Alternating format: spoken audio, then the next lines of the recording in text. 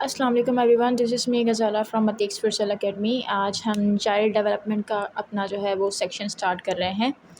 तो सबसे पहले देख लेते हैं कि चाइल्ड डेवलपमेंट है क्या, इसकी मीनिंग क्या होती है। Child development refers to the gradual changes, ये रेफ़र करती है उन ग्रेजुअल चेंजेस पे जो है एक चाइल्ड के अंदर होती हैं फ्रॉम बर्थ टू एडल्टहुड, यानी बर्थ से लेकर उसके पैदा होने से लेकर उसके जवान होने तक जो जो उसकी जो है वो डेवलपमेंट चेंजेस हो रही हैं, ठीक है, उनको हम चाइल्ड डेवलपमेंट कहते हैं।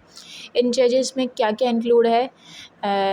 फ़िज़िकल डेवलपमेंट बच्चे की जो हो रही है, ठीक है, उसकी जो है जिस्मानी डेवलपमेंट हो रही है वो, उसकी जो कॉग्निटिव डेवलपमेंट हो रही है माइंड की, उसकी जो इमोशनल डेवलपमेंट हो रही है, और सोशल डेवलपमेंट यानी लोगों के साथ उठना बैठना, इन सब चीज़ों की, ठीक है, और मोरल डेवलपमेंट उसके जो है पर्सनैलिटी की, उसकी कैरेक्टर की जो डेवलपमेंट हो रही है, ये सब चीज़ें चाइल्ड के डेवलपमेंट में आ जाती हैं, ठीक है। तो ग्रोथ और डेवलपमेंट में क्या फ़र्क है? Growth versus development. Growth mainly refers to physical change such as height, weight और बॉडी, ठीक है। ग्रोथ वो होती है जो फिजिकल चेंज, जैसे हाइट हो गई, वेट हो गया और बॉडी की साइज़ हो गई, ठीक है। ये क्वांटिटेटिव होती है और मेजरेबल होती है, यानी इसको हम मेजर कर सकते हैं। हाइट, वेट और बॉडी साइज़ को ये क्वांटिटेटिव होती है, यानी नंबर्स के अंदर हम इसे मेजर कर सकते हैं। डेवलपमेंट क्या होती है? डेवलपमेंट ये जो है एक ब्रॉडर टर्म है, ठीक है। इसमें मेंटल, इमोशनल, सोशल और इंटेलेक्चुअल चेंजेस आ जाती हैं। इसमें सिर्फ फिजिकल चेंजेस थी ग्रोथ में, जबकि डेवलपमेंट में मेंटल, सोशल, इमोशनल और इंटेलेक्चुअल चेंजेस आती हैं, ठीक है। ये क्वांटिटेटिव होती है, यानी इसको हम क्वांटिटेटिवली जो है वो मेजर कर सकते हैं। ये क्वालिटेटिव थी यानी नंबर्स में, ये क्वांटिटेटिव थी, ये क्वांटिटेटिव है, ठीक है। और ये क्वालिटेटिव भी होती है, क्वांटिटेटिव भी होती है और क्वालिटेटिव भी। क्वांटिटेटिव नंबर्स में मैंने बताया जिसको हम मेजर कर सकते हैं, और क्वालिटेटिव यानी जिसे क्वालिटी वाइज मेजर किया जा सके। तो ये है ग्रोथ और डेवलपमेंट का फ़र्क, ठीक है। चाइल्ड डेवलपमेंट की इंपॉर्टेंस क्या है टीचर्स के लिए, ये क्यों हम पढ़ते हैं? Knowledge of child development help teachers, ये जो है किस तरह हेल्प करती है टीचर्स को? टू अंडरस्टैंड स्टूडेंट बिहेवियर, बच्चों के बिहेवियर को समझने में चाइल्ड डेवलपमेंट मदद करती है हमें, ठीक है। और उनको उनकी एज के अकॉर्डिंग और उनकी एबिलिटी के अकॉर्डिंग पढ़ाने में हमें मदद करती है child development. Identify learning difficulty, बच्चों के अंदर जो लर्निंग डिफ़िकल्टीज़ आ रही होती है वो क्यों आ रही होती है, उनको आइडेंटिफाई करने में भी हमें चाइल्ड डेवलपमेंट मदद करता है।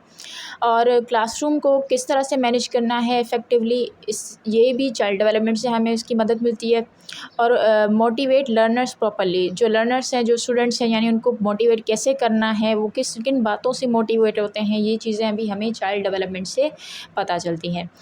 Relationship between development and learning, अब ये डेवलपमेंट का और लर्निंग का आपस में क्या रिलेशनशिप है, ठीक है। Development and learning are closely related, ये क्लोजली रिलेटेड हैं, ठीक है। Development create readiness for learning, ये जो बच्चे की डेवलपमेंट हो रही है फिजिकल, मेंटल, इमोशनल, यही चीज़ इसकी रेडीनेस जो है वो क्रिएट करती है कि बच्चा आया रेडी है या नहीं है कोई चीज़, कोई पर्टिकुलर चीज़ लर्न करने के लिए।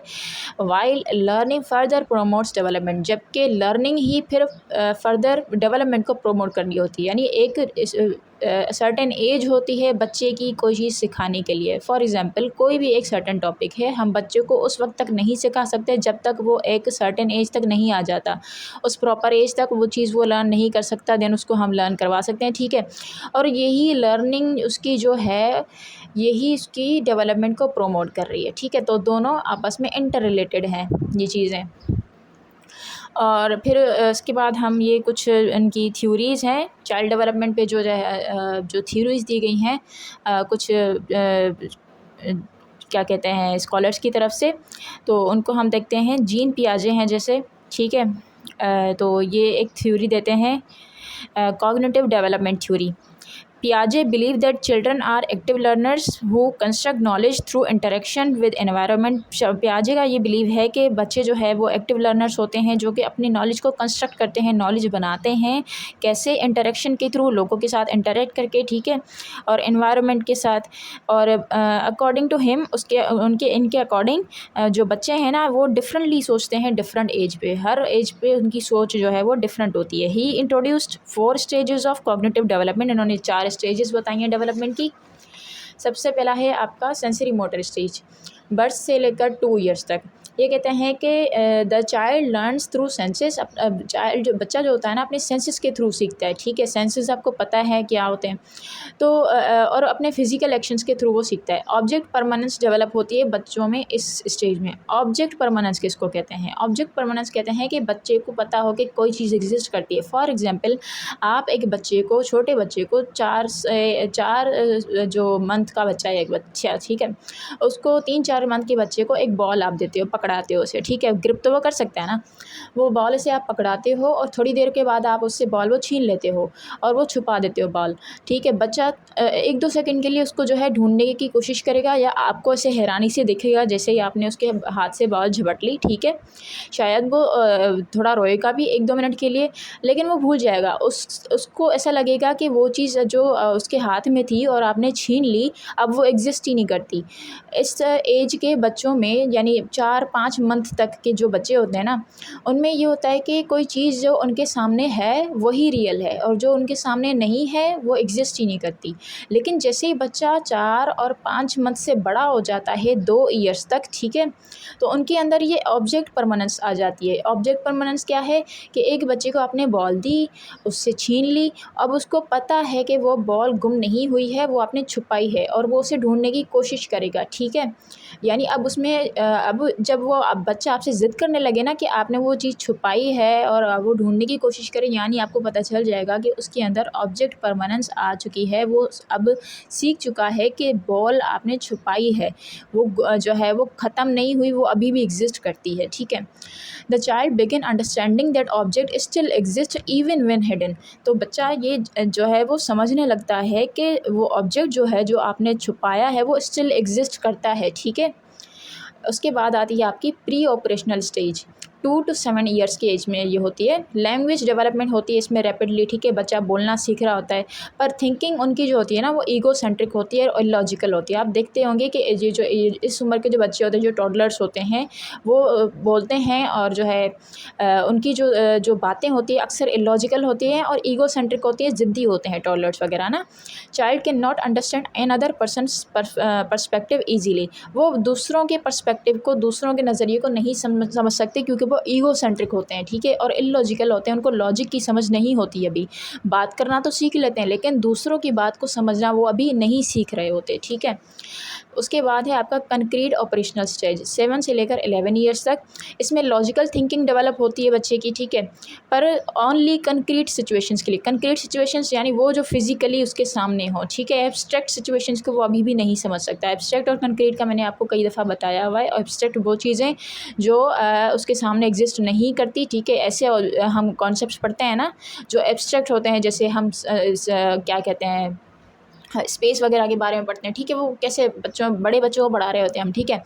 तो कंक्रीट ऑब्जेक्ट्स के सिचुएशंस में ही उनकी लॉजिकल थिंकिंग डेवलप होती है अभी। तो child can solve practical problems. Practical problems जो उनके आगे आप रखोगे ना, ठीक है, फिलोसफिकल ना हो, प्रैक्टिकल हो, ठीक है, और एब्स्ट्रैक्ट ना हो, तो वो उनको वो सॉल्व कर सकते हैं और उसको जो है वो अंडरस्टैंड भी कर सकते हैं। कन्वर्सेशन को आप उनसे जो बातचीत करोगे, अब वो आपके पर्सपेक्टिव को समझने भी लगेंगे, ठीक है। उसके बाद है फॉर्मल ऑपरेशनल स्टेज, 11+ ईयर्स तक, ठीक है।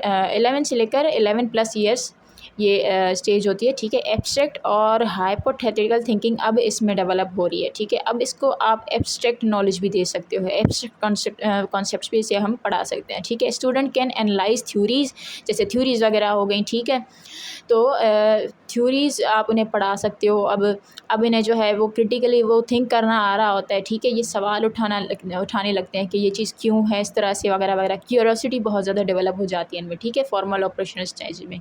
तो ये अब चीज़ों को एनालाइज कर सकते हैं, थ्योरीज़ को, और क्रिटिकली थिंक भी कर सकते हैं। इसके बाद हम लेव वाइगोट्स्की की थ्योरी पढ़ेंगे, सोशल कंस्ट्रक्टिविज़म। ये सोशल कंस्ट्रक्टिविज़म की थ्योरी देते हैं। वाइगोट्स्की का ये बिलीव है कि लर्निंग जो है ना वो स्ट्रांगली इन्फ्लुएंस होती है सोशल इंटरेक्शन से। यानी बच्चा जो सोशली इंटरेक्ट करता है दूसरे बच्चों के साथ, फैमिली के साथ, स्कूल में टीचर्स के साथ, दोस्तों के साथ, ठीक है। अनलाइक पियाजे ये एम्फसाइज़ करते हैं कि culture, language, guidance from others जो है, ये सारी चीज़ें जो है ना बच्चे की उसके डेवलपमेंट पे असर करती हैं। ना सिर्फ उसकी अपनी लर्निंग, जैसे हमने इसमें पढ़ा क्या कहते हैं, ये जीन पियाजे की थ्योरी में हमने पढ़ा कि बच्चा किस तरह से अकॉर्डिंग टू एज चीज़ों को डेवलप कर रहा है अपनी, ठीक है। ये कहता है कि नहीं, कल्चर, लैंग्वेज और जो गाइडेंस मिल रही है ना दूसरों से, ये भी बहुत मायने रखती है। सोशल कंस्ट्रक्टिविज़म इसका नाम है, ठीक है। चिल्ड्रन लर्न बेस्ड, वो तभी बहुत अच्छा पढ़ सकते हैं, सीख सकते हैं जब उनको सपोर्ट किया जाए बाय टीचर्स, बाय पेरेंट्स और बाय पीयर्स, ठीक है।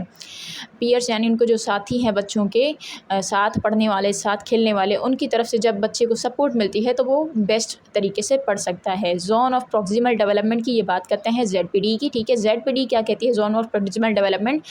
ये डिफरेंस है between what a child can do alone, कि बच्चा एक चीज़ अकेले जब करता है तो वह कैसे कर रहा है, and what the child can do with help, और जब हेल्प उसे मिलती है तब वो कैसे चीज़ को करता है, ठीक है। इसके बीच का जो डिफरेंस है उसको जोन ऑफ प्रॉक्सिमल डेवलपमेंट कहते हैं। तो जोन ऑफ प्रॉक्सिमल डेवलपमेंट हमें क्या बताता है कि स्टूडेंट अचीव हायर, एक स्टूडेंट हायर चीज़ें अचीव कर सकता है, लर्न कर सकता है जब उसको proper guidance, proper help, proper support मिले टीचर्स की तरफ से, पेरेंट्स और गार्डियंस की तरफ से और पीयर्स की तरफ से, ठीक है। तो उसे हम कहते हैं जोन ऑफ प्रॉक्सिमल डेवलपमेंट, की ज़्यादा से ज़्यादा उसमें डेवलपमेंट होती है बच्चे की। उसके बाद आती है स्कैफोल्डिंग की, जो है इन्होंने बात की है। इस स्कैफोल्डिंग किसे कहते हैं? It means providing temporary support. इसका मतलब है कि बच्चे को टेम्पररी सपोर्ट देना, ताकि लर्नर जो है जब तक वो खुद से कोई चीज़ परफॉर्म या नहीं कर सकता, कोई टास्क वगैरह इंडिपेंडेंटली, तब तक उसको एक टेम्पररी सपोर्ट देना। जैसे आपने छोटे बच्चों को देखा होगा कि जिनको पेंसिल पकड़ना नहीं आती, तो हम एक टेम्पररी सपोर्ट के लिए उनका हाथ पकड़ के उनसे जो है वो लिखवा रहे होते हैं, ठीक है, तब तक जब तक उनको खुद को पेंसिल पकड़ना ना आ जाए। इसी तरह से लर्नर की ज़िंदगी में ये स्टेज आते रहते हैं कि जब एक चीज़ नई उसने परफॉर्म करनी हो ना, कोई टास्क उसको नया मिले और उसको नहीं पता है कि वो फर्स्ट टाइम कर रहा है फॉर एग्जांपल, और उसे नहीं पता है कि कैसे करना है, तो टीचर्स और जो पेरेंट्स होते हैं, इन सबका ये काम होता है, एक उसके जो बड़े होते हैं, कि उस बच्चे को टेम्पररी सपोर्ट दे जब तक वो इंडिपेंडेंटली वो टास्क परफॉर्म ना कर पाए, ठीक है। फॉर एग्जांपल टीचर कोई हिंट्स देता है ना, वो भी एक टेम्पररी सपोर्ट है बच्चे के लिए, ताकि वो उस जवाब की तरफ आ सके, ठीक है। हिंट्स देना टीचर का, गाइडेंस गाइडेड जो क्वेश्चंस होते हैं, ठीक है, इस तरह से बच्चे को उस चीज़ की तरफ ले आना, गाइडेड क्वेश्चंस के थ्रू। पीयर सपोर्ट हो गई, ठीक है, जो उनके साथी होते हैं बच्चों के, उसके थ्रू जो सपोर्ट होती है वो भी इसके फोल्डिंग में आ जाती है। एज लर्नर एबिलिटी इंक्रीजेज, जैसे जैसे लर्नर की खुद की एबिलिटी इंक्रीज होती जाती है, सपोर्ट को धीरे धीरे हम ग्रेजुअली रिमूव करते जाते हैं, ठीक है। इसके फोल्डिंग का मतलब यही है कि एक टेम्पररी सपोर्ट देनी है जब तक वो खुद एबल ना हो जाए, फिर सपोर्ट को हम ग्रेजुअली रिमूव कर देंगे। तो ये था आज का हमारा लेक्चर नंबर 10, जिसमें हमने चाइल्ड डेवलपमेंट के बारे में पढ़ा। आई होप आपको समझ आई होगी। मिलते हैं अगले लेक्चर में, तब तक के लिए अल्लाह हाफिज़।